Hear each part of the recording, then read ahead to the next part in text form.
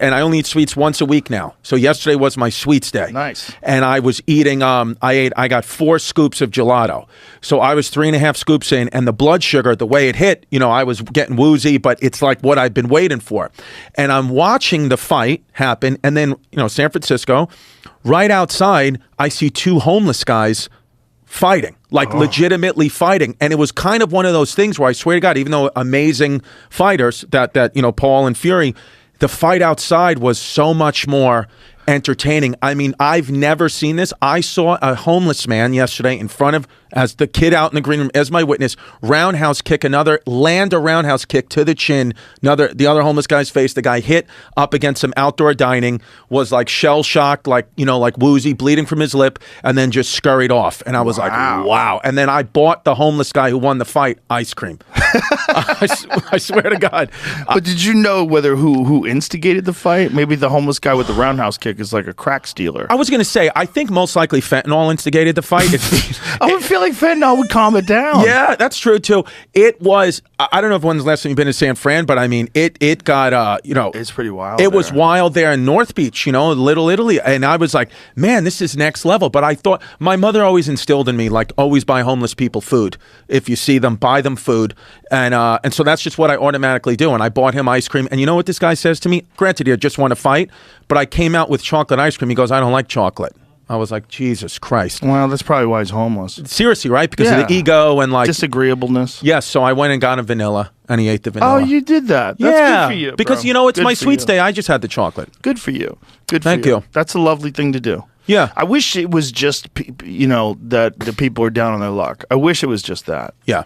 But there's like such a combination of factors that humans have to address. If they really want to address homelessness, you really have to address kids that grow up in the foster care system. You have to address childhood abuse. You have to address family history of drug addiction. Yep.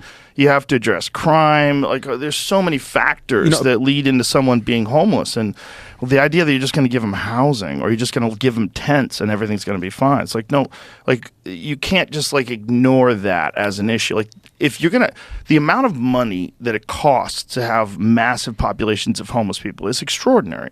If they just put the same amount or maybe more to prepare for the future into some sort of like comprehensive program to try to help people that are fucked up like that and clean them up.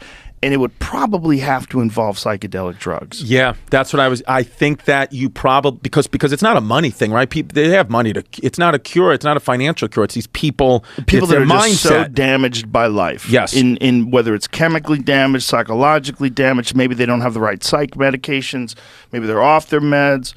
A lot of them have gone through horrific abuse. Like, you don't wind up in a tent in Skid Row unless shit has gone.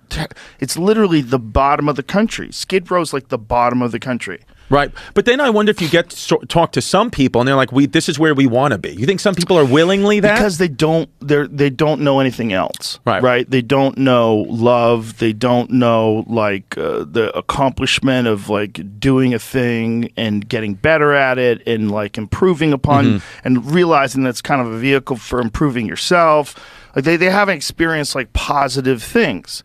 Like the life is like, this is why it drives me fucking crazy when everybody says like, whenever anyone says like, pull them up by their own bootstraps, like to tell people to go, figure it out yourself. I did, or like these people, you're not dealing with the even starting line. If everybody had an even starting line, that would make sense. If everybody had a mom and a dad and they grew up in a house where no one smoked crack and fucking shot at each other. If you grew up in a place like that, okay. If we all grew up like, and we all like had a good school to go to with good education and nice teachers that cared, but that's not everybody's experience. And until we fucking fix that, you're never going to fix this homeless problem. Like, was lucky to grow up in New York City, great parents, whatever. But then I just had a show in Fresno a couple of days ago, and I said, if I grew up here, I'd be a little different. You'd be a lot different. Because Fresno is one of those places where I went a great time. But I mean, those just being there, being in that city for 24 hours, I was like, I don't know if this was my every single day.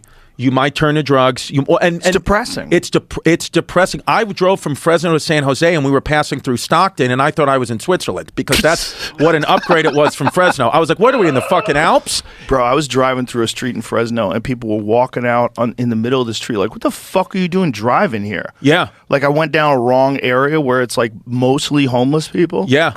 Oh, no. That the Fresno Skid Row that I saw was the one, I think, the worst I've ever seen. I'm sorry, no, was it? Yeah, it was San Jose, I should say. San Jose was really, really, really fucking bad. Yeah. Over there, I was like, Jesus Christ. And Vancouver. I just went to Vancouver. That was the one where I was like, I did not know that Vancouver had such a... See, I think what Vancouver and these cities are doing is they're just putting their homeless in one section because, I live in New York. I'm in New York every day. There are homeless and they're spread out through the city, but you never see blocks of tents like you see in San Francisco and Vancouver. So when I was there, I was like, this doesn't feel like the right move either, to just put them in one corner because New York, they're spread out, but you don't feel them as much. It's dangerous, but not really. Where San Francisco, Vancouver, they were like, one of the local comics I was with in San Fran, he was like, you cannot leave anything in your car around this theater. You cannot. They will break in. And I saw about 4 or 5 windows busted out, which you never see that in New York. And I think the police in Vancouver and San Fran, from what the people were telling me, that's a district they don't care. They don't even go into that district. They just let it be a free-for-all, which I understand from the government. It's like, well, this is our last resort, but I don't know that that's going to necessarily work. But maybe you got to give them psychedelics.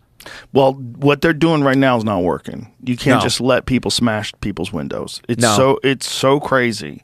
And it's a direct result of horrific police violence. Yes. Like, that's what it's from. It's from, you watch like the George Floyd video. Right. You watch those 5 guys beat that man to death recently.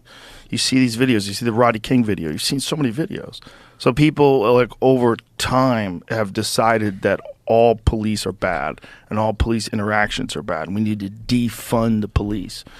And this is what that leads to. It just leads to an increase in crime. It's not perfect. It's not a perfect system. Right. Right? But you need a system of law and order. If you don't have a system of law and order, you have too many people that will just give in with no consequences to crime. Right. And that's not their fault in a lot of cases. I mean, we can go through that and talk about determinism and what we've already talked about before, about everybody doesn't have an even starting line. Right. But you got to address that it's a problem. And you got to address for peaceful people. They have to be able to walk down the street and not worry about getting assaulted and robbed. Yeah. And if that happens all the time, you've got a fundamental breakdown of what your society in society, strong are supposed to protect the vulnerable. Right. And if you're not doing that, then you don't have a society. And then you also have this crazy gun laws and it's right. It's a little difficult to, you're not allowed to concealed carry. There's a lot of so there's no consequence of people coming after you.